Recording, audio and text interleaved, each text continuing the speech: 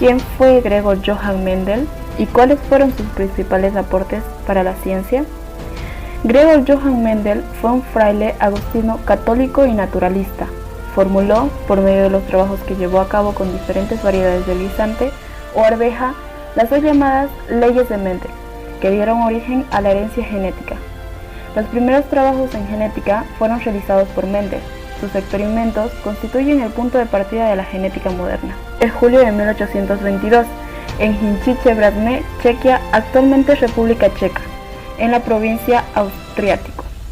Fue conocido como el padre de la genética y falleció a causa de nefritis e insuficiencia renal el 6 de enero de 1884, en Brno, Chequia, a los 61 años. Sus padres fueron Anton Mendel y Rosine Mendel, quienes eran campesinos con pocos recursos, y tuvo 3 hermanos. Estudió en el Instituto Filosófico de Olomouc, donde mostró grandes habilidades para la física y las matemáticas.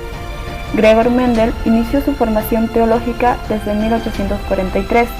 Esto se vio influenciado porque sus habilidades académicas fueron pronto reconocidas por el cura local.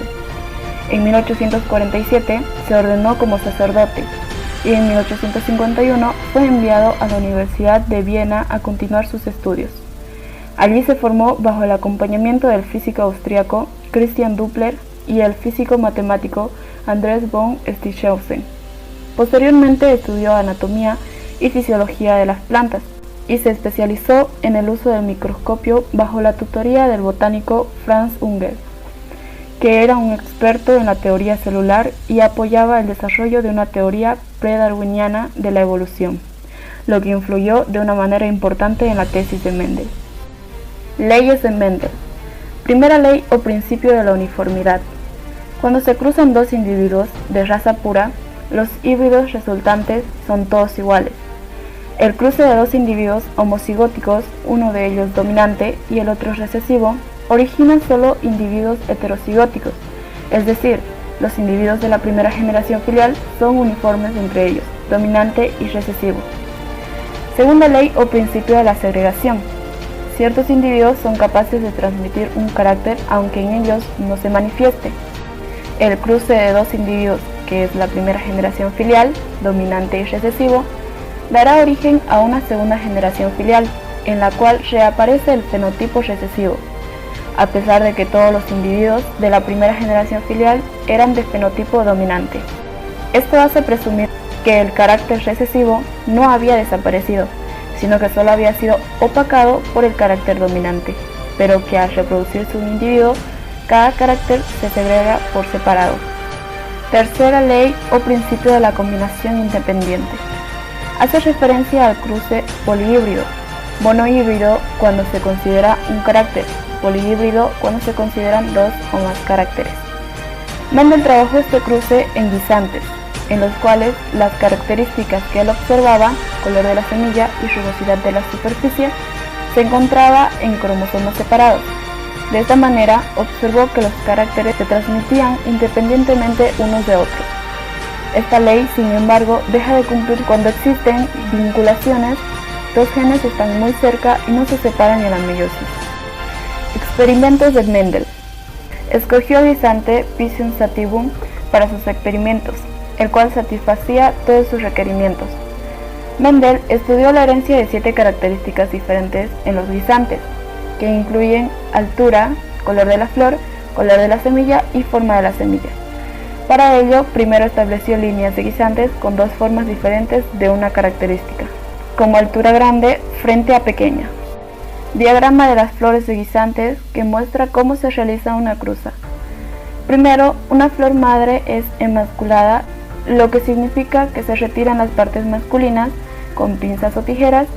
Luego se recoge el polen de una flor en la planta padre con un pincel. El polen se aplica en la parte femenina de la flor madre que fue emasculada previamente. Para comprender la transmisión de una característica de una generación a la siguiente, polinizó artificialmente 2 variedades de guisantes de linaje puro, una con el rasgo semilla lisa y la otra con el rasgo semilla corrugada. El descendiente de la primera generación solo heredó semillas lisas.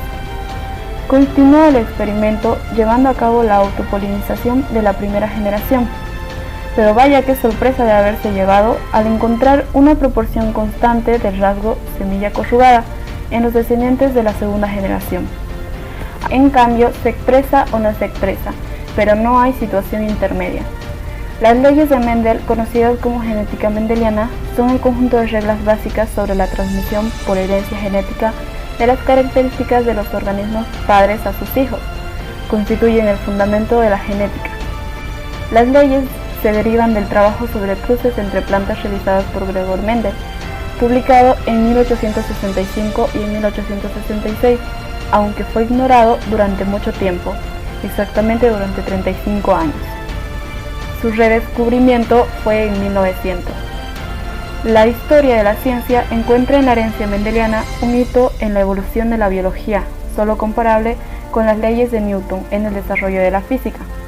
Tal valoración se basa en que Mendel fue el primero en formular con total precisión una teoría de la herencia, expresada en lo que se llamaría leyes de Mendel, que se enfrentaba a la poco rigurosa teoría de la herencia por mezcla de sangre.